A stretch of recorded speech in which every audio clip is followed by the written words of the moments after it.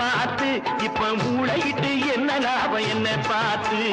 காலம் நெருங்குது கதை முடிய இந்த காட்டுநரு கூட்டத்துக்கு விதி முடிய காலம் நெருங்குது கதை முடிய இந்த காட்டுநரு கூட்டத்துக்கு விதி முடிய ஊரே சிரிக்குது உன்னை பார்த்து இப்ப மூளையிட்டு என்ன லாபம் என்ன பார்த்து நாம் பார்த்தா பைத்தியக்காரே உன் பாட்டனுக்கு வைத்தியம் பார்ப்பேன் நாம் பார்த்தா பைத்தியக்காரே